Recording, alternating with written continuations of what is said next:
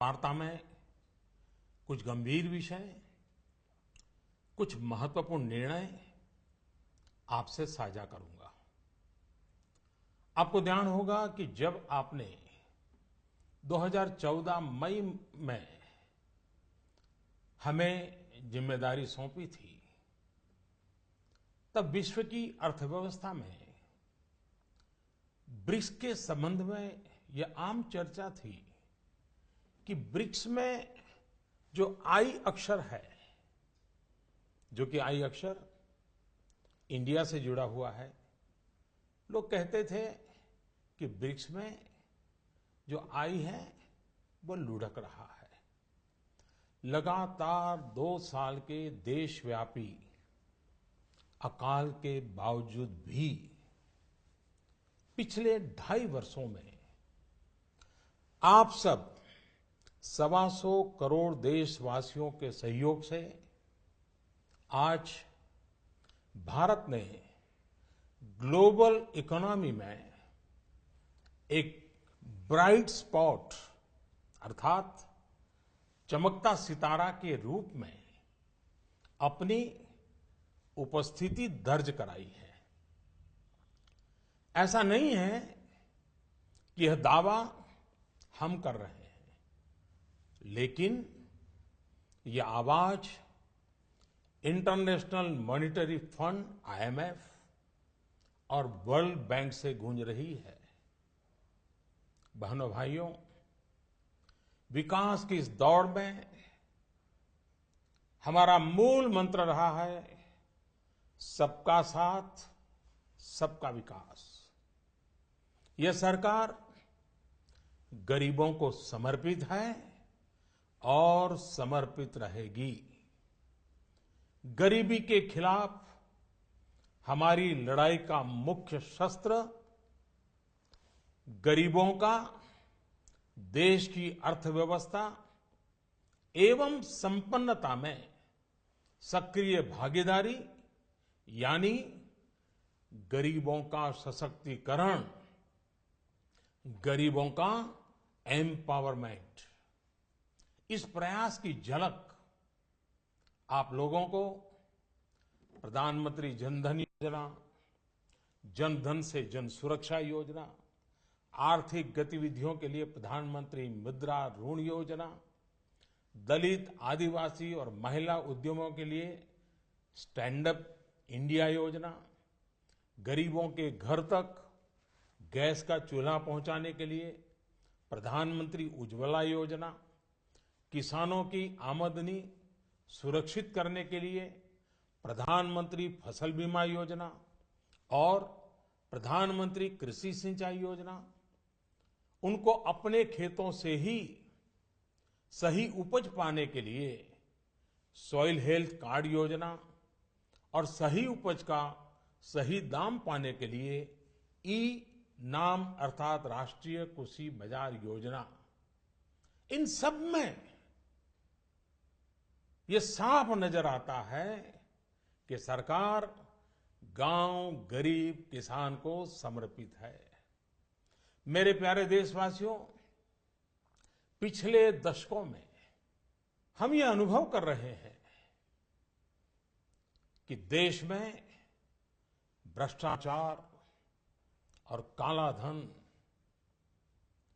इन बीमारियों ने अपनी जड़ें जमा ली है और देश से गरीबी हटाने में ये भ्रष्टाचार, ये काला धन, ये गोरखधंधे सबसे बड़ी बाधा है। एक तरफ तो विश्व में हम आर्थिक गति में तेजी से बढ़ने वाले देशों में सबसे आगे हैं, दूसरी तरफ भ्रष्टाचार की ग्लोबल रैंकिंग में 2 साल पहले भारत करीब करीब 100वें नंबर पे था। 2 वर्षों में अनेक कदम उठाए, ढेर सारे कदम उठाने के बावजूद भी अब हम 76वें नंबर पर पहुंच पाए।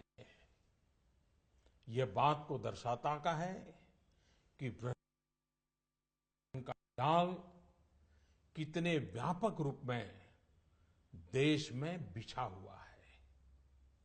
भ्रष्टाचार की बीमारी को कुछ वर्ग विशेष के लोगों ने अपने स्वार्थ के कारण फैला रखा है। गरीबों के हक को नजरअंदाज कर ये खुद फलते फूलते रहे हैं।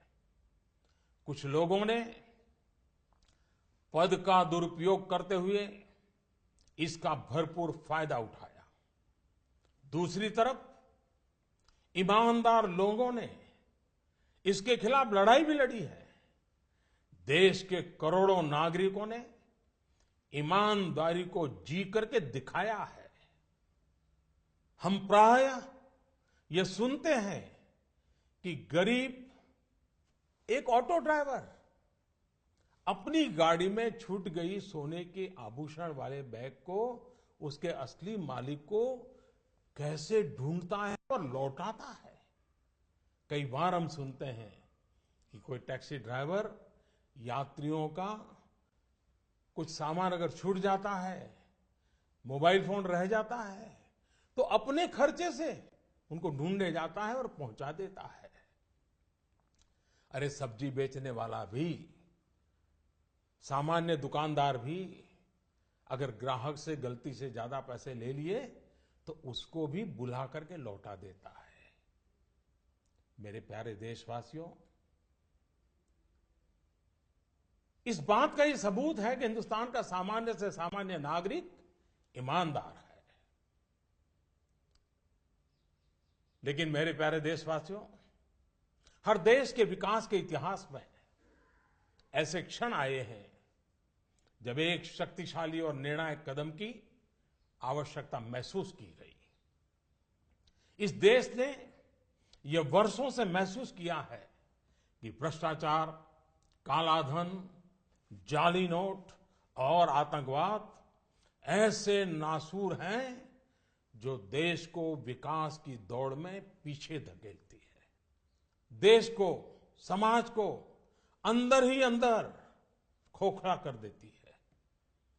मेरे प्यारे देशवासियों, आतंकवाद की भयानक तो कौन नहीं जानता है। कितने निर्दोष लोगों को मौत के घाट उतार दिया जाता है। लेकिन क्या आपने सोचा है कि इन आतंकियों को पैसा कहां से मुहैया होता है?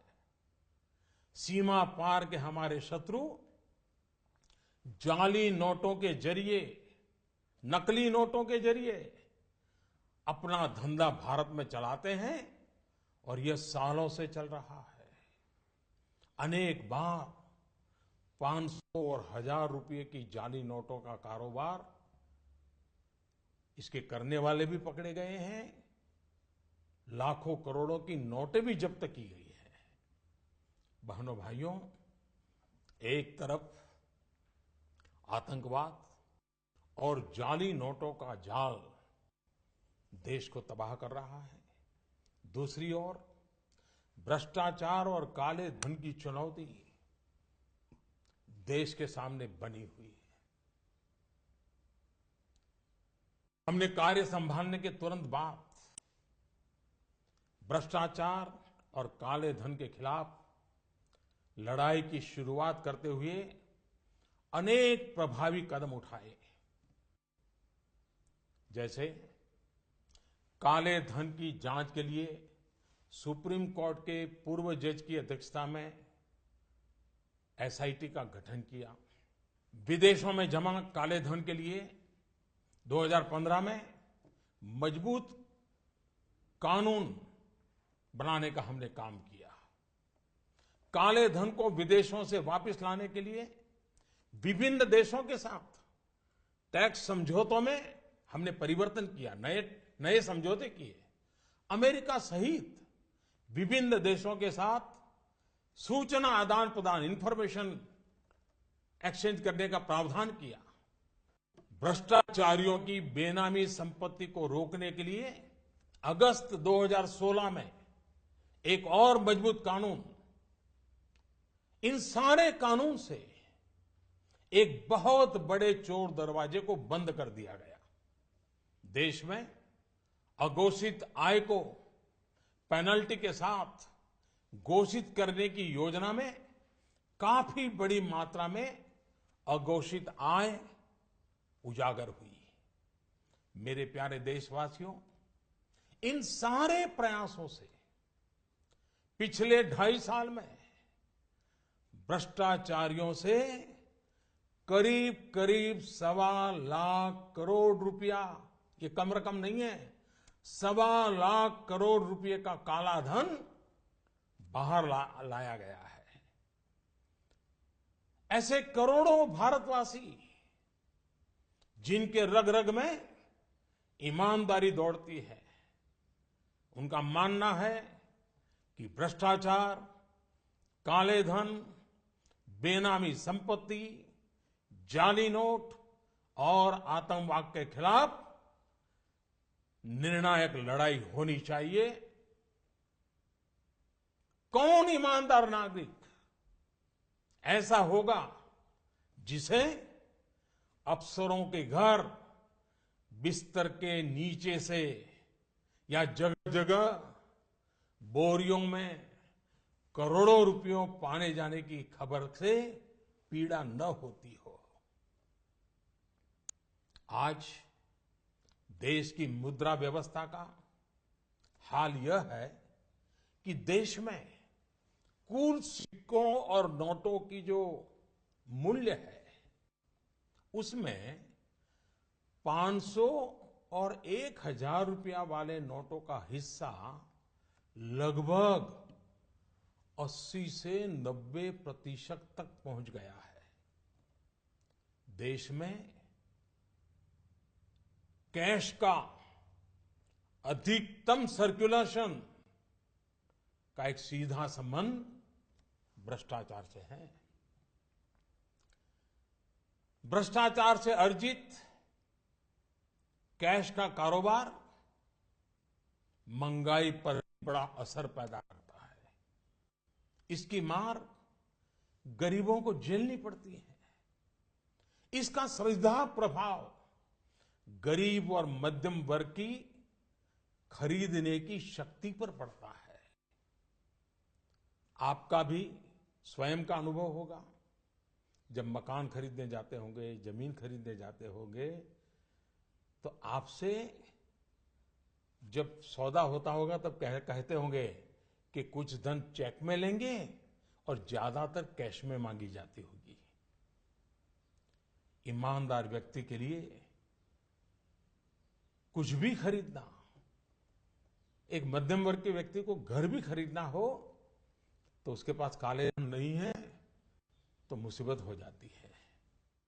तो उसके पास कैश के इस धंधे के कारण मकान, जमीन, उच्च शिक्षा, चिकित्सा, ऐसे अनेक सेवाओं को, उन वस्तुओं को इन कारणों से उनकी मूल्य में कृत्रिम वृद्धि भी होती है, आर्टिफिशियल इंक्रीज होता है। भ्रष्टाचार से जमा किया गया धन हो या काला धन हो, ये दोनों बेनामी हवाला कारोबार को भी बल देते हैं। और हम जानते हैं हवाला का उपयोग आतंकियों ने हथियार की खरीद फरोख्त में भी किया है। चुनावों में काले धन के प्रभाव की चर्चा ये कोई नई बात नहीं है, वर्षों से हो रही है। बहनों और भाइयों, देश को भ्रष्टाचार और काले धन रूपी दिमक से मुक्त कराने के लिए एक और सख्त कदम उठाना जरूरी हो गया है। आज मध्यरात्रि यानी 8 नवंबर 2016 की रात्रि को 12 बजे से वर्तमान में जारी 500 रुपए और 1000 रुपए के करेंसी नोट लीगल टेंडर नहीं रहेंगे। ये मुद्राएं कानूनन अमान्य होगी। 500 और 1,000 रुपये के पुरानी नोटों के जरिए लेन देन की व्यवस्था आज नहीं होगी। काले धन और जाली नोट के कारोबार में लिप्त देश विरोधी और समाज विरोधी तत्वों के पास मौजूद 500 रुपये, 1,000 रुपये के पुराने नोट अब केवल कागज के एक टुकड़े के समान रह जाएंगे। ऐसे नागरिक जो संपत्ति मेहनत और ईमानदारी से कमा रहे हैं, उनके हितों की और उनके हक की पूरी रक्षा की जाएगी। ध्यान रहे कि 100 रुपये, 50 रुपये, 20 रुपये, 10 रुपये, 5 रुपये, 2 रुपये और 1 रुपया का नोट और सभी सिक्के नियमित है और लेन देन के लिए उपयोग हो सकते हैं, उस पर कोई रोक नहीं है। हमारे यह कदम देश में भ्रष्टाचार, काला धन एवं जाली नोट के खिलाफ हम जो लड़ाई लड़ रहे हैं, सामान्य नागरिक जो लड़ाई लड़ रहा है, उसको इससे ताकत मिलने वाली है।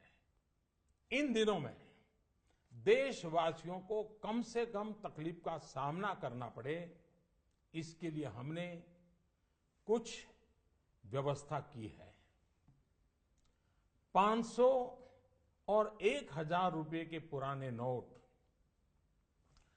10 नवंबर से लेकर 30 दिसंबर 2016 तक आप अपने बैंक या डाकघर पोस्ट ऑफिस के खाते में बिना किसी सीमा के जमा करवा सकते हैं। आपके पास लगभग 50 दिनों का समय है। अतः नोट जमा करने के लिए आपको अफरा तफरी करने की कोई आवश्यकता नहीं है।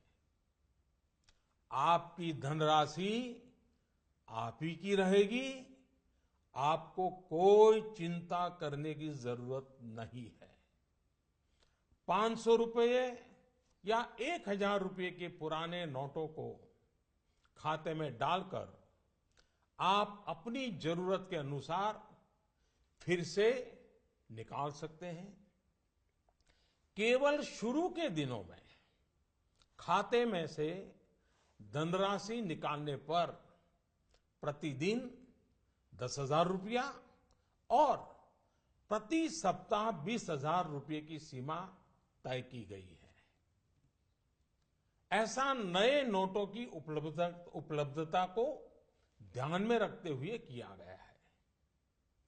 इस सीमा में आने वाले दिनों में वृद्धि कर दी जाएगी। खाते में जमा करने की सुविधा के साथ साथ एक दूसरी सुविधा भी दी जा रही है। तत्काल आवश्यकता के लिए 500 और 1,000 रुपये के पुराने नोटों को नए एवं मान्य नोट के साथ 10 नवंबर से 30 दिसंबर तक आप किसी भी बैंक या प्रमुख और उप डाकघर, हेड पोस्ट ऑफिस और सब पोस्ट ऑफिस के काउंटर से अपना पहचान पत्र जैसे कि आधार कार्ड, मतदाता कार्ड यानी कि वोटर कार्ड,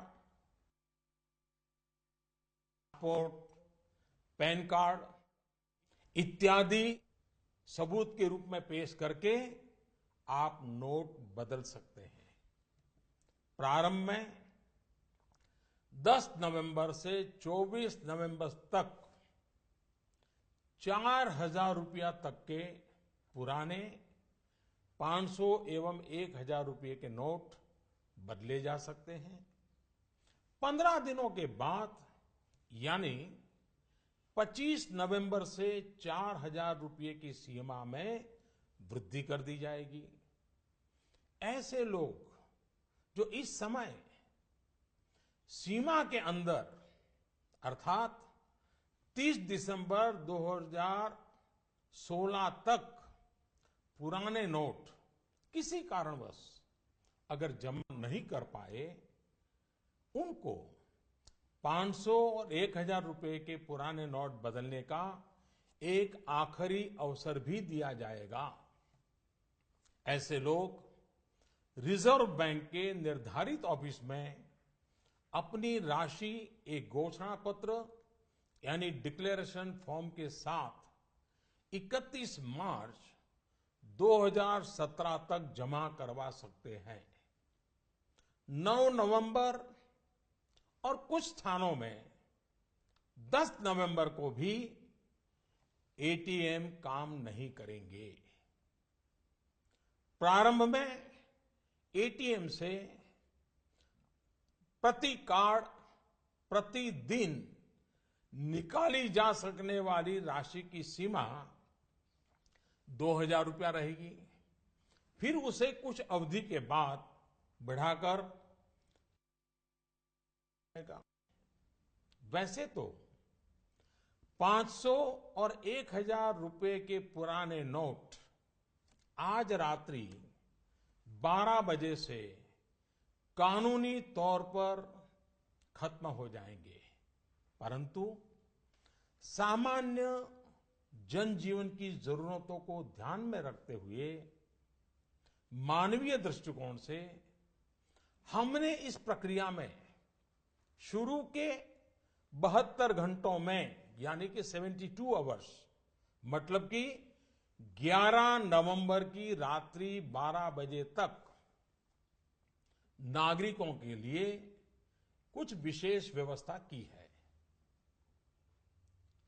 जैसे 11 नवंबर की रात्रि 12 बजे तक सभी सरकारी अस्पतालों में भुगतान के लिए पुराने 500 या 1000 रुपये के नोट स्वीकार किए जाएंगे। इससे वैसे परिवार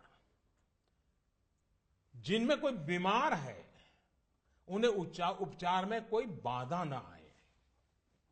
ऐसे में यदि दवाई की दुकान की व्यवस्था है,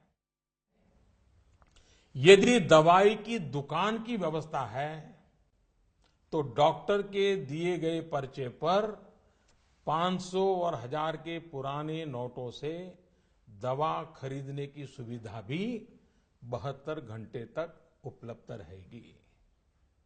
ऐसे ही 11 नवंबर की रात्रि 12 बजे तक रेलवे के टिकट बुकिंग काउंटर, सरकारी बसों के टिकट बुकिंग काउंटर और हवाई अड्डों पर एयरलाइंस के जो टिकट बुकिंग काउंटर पर केवल टिकट खरीदने के लिए पुराने नोट अर्थात 500 और 1000 रुपये के नोट स्वीकार करने की छूट होगी। ऐसा हमने उन परिवारों की जरूरतों को देखते हुए किया है जो इस समय यात्रा कर रहे होंगे। केंद्र अथवा राज्य सरकार द्वारा प्रमाणित कोऑपरेटिव की दिनचर्या की वस्तुओं की दुकान जैसे केंद्रीय भंडार, सफल और दुग्ध विक्रय केंद्र, मिल्क पाउडर, ऐसे स्थानों पर भी 11 नवंबर के नोट स्वीकार करने की छूट होगी। इस दौरान इन संस्थानों को प्रतिदिन अपने स्टॉक और बिक्री की सूचना रजिस्टर में रखनी होगी। सार्वजनिक क्षेत्र पब्लिक सेक्टर के पेट्रोल एवं CNG gas station, retail outlet, जहां पर पेट्रोल, डीजल और सीएनजी गैस की बिक्री के लिए भी 11 नवंबर की रात 12 बजे तक पुराने 500 और 1000 रुपये के नोट स्वीकार करने की छूट होगी। इस दौरान प्रतिदिन अपने स्टॉक और बिक्री की सूचना रजिस्टर में रखनी होगी। शवदाह गृह, श्मशान गृह, क्रेमेटोरियम, ऐसी जगहों पर भी 11 नवंबर की रात 12 बजे तक पुराने 500 और 1000 रुपए के नोट स्वीकार करने की छूट होगी। अंतर्राष्ट्रीय हवाई अड्डों पर विदेश से आ रहे या विदेश को जा रहे लोगों को अगर उनके पास पुराने 500 और 1000 के नोट है तो ऐसे नोटों की 5000 रुपया तक की राशि को नई एवं मान्य करेंसी नोटों से बदलने की सुविधा दी जाएगी। अंतर्राष्ट्रीय पर्यटकों को अंतर्राष्ट्रीय हवाई अड्डों पर विदेशी मुद्रा या 5000 रुपये तक के पुराने नोटों को नई एवं मान्य करेंसी नोटों से बदलने की सुविधा दी जाएगी। इन सारी सुविधाओं के अलावा मैं यह स्पष्ट करना चाहूंगा कि इस पूरी प्रक्रिया में नॉन कैश लेन देन में यानी चेक से पेमेंट हो, डिमांड ड्राफ्ट से पेमेंट हो, डेबिट या क्रेडिट कार्ड से पेमेंट हो अथवा इलेक्ट्रॉनिक फंड ट्रांसफर में कोई रुकावट नहीं आएगी। ये कारोबार पहले चलता था वैसा ही चालू रहेगा। इन सारे इंतजाम के बावजूद हमारे ईमानदार देशवासियों को अगर तकलीफ का सामना करना पड़ा तो अनुभव यह बताता है कि इस देश का सामान्य नागरिक देश की भलाई के लिए त्याग करने और कठिनाई सहने के लिए कभी भी पीछे नहीं रहता है। जब मैं सुनता हूं कि कोई गरीब विधवा एलपीजी सब्सिडी छोड़ने में आगे आती है,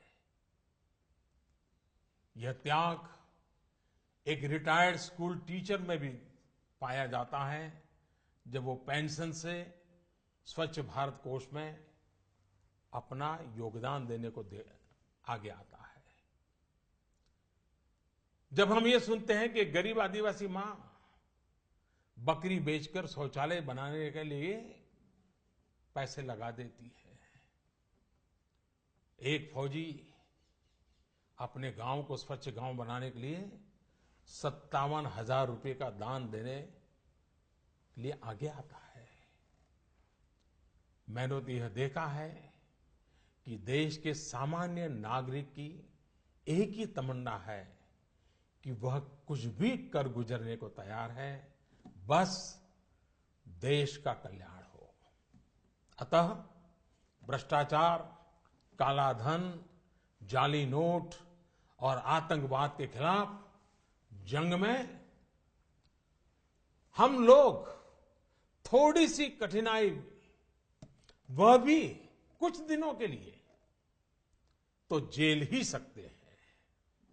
मेरा पूरा विश्वास है कि देश का प्रत्येक नागरिक भ्रष्टाचार के खिलाफ शुचिता के इस महायज्ञ में एकजुट होकर के, मिल करके खड़ा होगा। मेरे प्यारे देशवासियों, दिवाली के पर्व के बाद अब ईमानदारी के इस उत्सव में, प्रामाणिकता के इस पर्व में आप बढ़ चढ़ करके हाथ बटाएं। मेरा पूरा विश्वास है कि देश के सभी राजनीतिक दल, राजनीतिक कार्यकर्ता, सामाजिक एवं शैक्षणिक संस्थाएं, मीडिया, समाज के सभी वर्ग इस महान कार्य में सरकार से भी ज्यादा बढ़ चढ़ करके भाग लेंगे, सकारात्मक भूमिका अदा कराएंगे और इस पवित्र कार्य को सफल बना के ही रहेंगे। मेरे प्यारे देशवासियों, ये बातें जब सब मैं आपके सामने रख रहा हूं, इसी समय सरकार के अलग अलग विभागों को भी जानकारी हो रही है। बैंक हो, पोस्ट ऑफिस हो, रेलवे हो, अस्पताल हो, उनके अधिकारियों को भी इस विषय की इसके पहले कोई जानकारी नहीं मिली है, क्योंकि इस काम में गोपनीयता बहुत ही आवश्यक थी। ऐसी स्थिति में रिजर्व बैंक सभी बैंक्स और पोस्ट ऑफिस को कम समय में बहुत सारी व्यवस्था करनी उनके सामने है, बड़ा है। इस व्यवस्था में कुछ समय तो जाएगा, इसलिए रिजर्व बैंक ने यह फैसला लिया है कि 9 नवंबर को सभी बैंक पब्लिक कार्य के लिए बंद रहेंगे। नागरिकों को असुविधा होगी। मेरा पूरा भरोसा है कि बैंक और पोस्ट ऑफिस के काम करने वाले सभी साथी देश हित में इस पवित्र कार्यक्रम को सफलतापूर्वक परिपूर्ण करेंगे। भूतकाल में उन्होंने ये करके दिखाया है। मेरा जनता जनार्दन से इतना ही आग्रह है कि सभी नागरिक धैर्य रखते हुए सभी बैंक्स और पोस्ट ऑफिस के अधिकारियों को सहयोग करें। यही मेरी उनसे आग्रहपूर्वक विनती है। बहनों और भाइयों, समय समय पर मुद्रा व्यवस्था को ध्यान में रखकर रिजर्व बैंक केंद्र सरकार की सहमति से नए अधिक मूल्य के नोटों को सर्कुलेशन में लाता रहा है। 2014 में रिजर्व बैंक ने 5,000 और 10,000 रुपए के करेंसी नोट का प्रस्ताव सरकार को भेजा था, जिसे हमारी सरकार ने विचार विमर्श के बाद अस्वीकार कर दिया था। अब इस पूरी प्रक्रिया में रिजर्व बैंक द्वारा 2,000 रुपए के नए नोट के प्रस्ताव को स्वीकार किया गया है। पूरी तरह से नए तौर पर डिजाइन किए गए 500 रुपए और 2,000 रुपए के नए नोट, नए करेंसी नोट अब सर्कुलेशन में लाया जाएगा। रिजर्व बैंक अपने पिछले अनुभवों को ध्यान में रखते हुए करेंसी सर्कुलेशन में अधिक मूल्यों के नोटों का हिस्सा अब एक सीमा के अंदर ही रहे, इसके लिए रिजर्व बैंक आवश्यक प्रबंध करेगा। अंत में मेरे प्यारे देशवासियों, मैं यह दोहराना चाहता हूं कि किसी देश के इतिहास में ऐसे क्षण आते हैं जब हर व्यक्ति यह महसूस करता है कि उसे भी उस क्षण का हिस्सा बनना है, उसे भी राष्ट्रहित में, राष्ट्र निर्माण में अपना योगदान देना है। परंतु ऐसे क्षण हर किसी की जिंदगी में गिने चुने ही आते हैं। आज समय हमें फिर से एक अवसर दे रहा है। हर सामान्य नागरिक भ्रष्टाचार, काला धन, जाली नोट के खिलाफ इस महायज्ञ में, इस लड़ाई में अपना योगदान दे सकता है। बहनों और भाइयों, आपसे इस प्रक्रिया में जितना सहयोग मिलेगा, शुद्धिकरण उतना ही सफल होगा। देश के लिए यह चिंता का कारण था कि भ्रष्टाचार और काले धन को जीवन का एक सहज हिस्सा मान लिया गया था। यह सोच आज हमारे राजनीतिक, सामाजिक और प्रशासनिक जीवन को दीमक की तरह खाए जा रहा है। शासन व्यवस्था का कोई भी अंग इस दीमक से अछूता नहीं है। समय समय पर हमने देखा है कि भारत के सामान्य जनमानस को अगर भ्रष्टाचार और कुछ दिनों की असुविधा में से एक को चुनना हो तो बेहिचक, मैं कहता हूं बेहिचक, मेरे देश का ईमानदार नागरिक असुविधा को तो चुनेगा, लेकिन भ्रष्टाचार को कदापि नहीं चुनेगा। आपसे मैं फिर एक बार आह्वान करता हूं कि आइए, जैसे आपने दिवाली के पर्व में अपने घर और आस पड़ोस की सफाई की, वैसे ही सफाई के काम को आगे बढ़ाते हुए हम इस महायज्ञ में अपनी भी कुछ आहुति डालकर इसे सफल बनाएं। इतने बड़े देश में इतनी बड़ी सफाई के महापर्व में असुविधा को ध्यान में न रखते हुए आइए सभी शुचिता की दिवाली मनाएं। पूरे विश्व को भारत की इस ईमानदारी का उत्सव दिखाएं। पूरे देश में प्रामाणिकता का पर्व मनाएं, जिससे